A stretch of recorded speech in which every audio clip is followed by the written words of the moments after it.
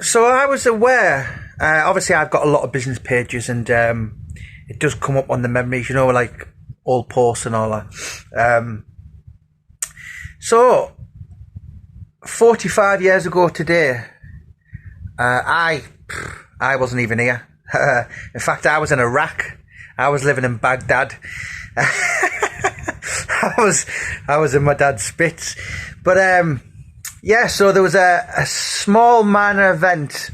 It was a Mickey Duff show, and it was John L Gardner, the Hackney Rock, against Wakefield's Paul Sykes. Yeah, it was a huge event back then. British and the Commonwealth, back in the time when there wasn't as many belts. So yeah, 45 years ago today. So before that fight, I did a video not long back. So Gardner was 6-5, and Sykes was 8-13 to win. Now, I know Sykes had only had eight contests, but he'd knocked out Neville Mead, who was a massive puncher. He was kind of a bit like he was a Welsh guy, but he was a bit like Croydon's Wayne Alexander. From 20 of his wins, he knocked out 18 of them. Huge puncher, hit Sykes so hard, completely done a U-turn, and yeah, that was a really top win. John L Gardner, so he was on a good run, but in the fight before Sykes, he was on the floor against the light punching Billy Aird. So there's no, you can understand why the bookies had Sykes early in the first 3 rounds or Gardner late. And this, back then, I know the fight only went 6 rounds, but it was a 15-round fight. And these days, a lot of boxers will turn the back and all that, and they wouldn't be disqualified. A lot of people, Paul Sykes said in his book that he was turning round to shout at his cornerman, Ken Daniels. Load of crap. John Spencer said to me, who had many, many conversations with Paul Sykes about that, said in his exact words were, "John, I completely shot my bolt." So he basically did everything to get Gardner out of there. I've watched that fight many, many times, and I can only remember Sykes throwing one body shot. So every shot was thrown with bad intentions, and a lot, if you watch it, John L Gardner makes him miss. And when a heavyweight throws them volumes of punches and it miss, that actually takes it out of you. They're the kind of punches that it can take more out of you than actually receiving a punch, when you're just punching fresh air. But do you know the here's a factor. So the fight before, Paul Sykes weighed in at 15 stone 8, and for that Gardner fight he was 14 stone 12, which is incredible, really, considering he was 6'3.5". And I've spoke to many people in and around the boxing scene, close to Sykes, and said he'd overtrained, so basically he'd left it all in the gym. And I'm not quite sure how Ken McGill, the doctor, he gives Sykes pure oxygen before the fight, and most people, you get that given afterwards. And I think most people who were clued up will know that actually weakens you. So, yeah, didn't do him any favours. But 45 years ago today,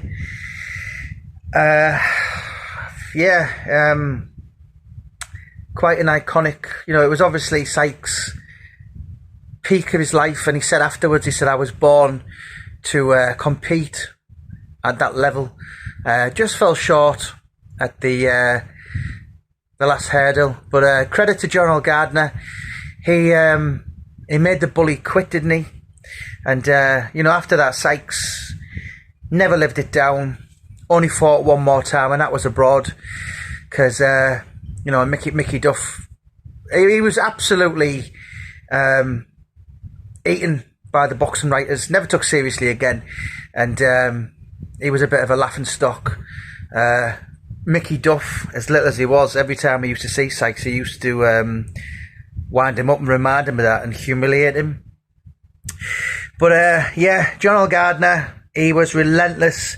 Wasn't a big puncher, but he kind of wore his opponents down. And listen, there's no mistake about it. It was a 50-50 fight for the first 3 rounds, but when the fourth came and Sykes said to John Spencer, God rest him, he said, "John, I didn't know what to do." And obviously he didn't want to headbutt him like he'd headbutted Neil Malpass, because his purse was suspended for that fight. So he got his way out with the fight. And John L Gardner, he well and truly defeated the daddy of a dozen prison yards, had his number. And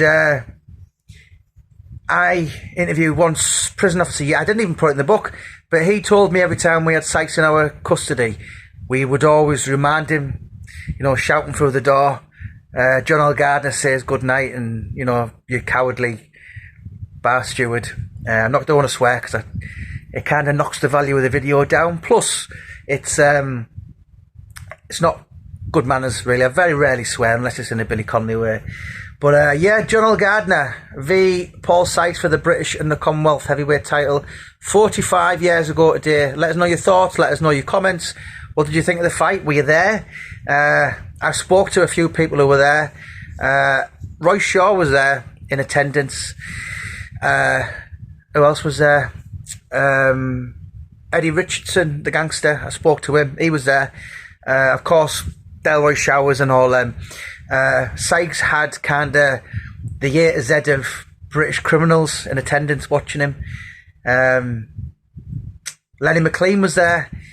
For basically, he was he was gonna fight Sykes, so that was the June, and he was down to fight Sykes in the November at Finsbury Park, but of course Sykes had that fight with Terry Mitchell and got cut.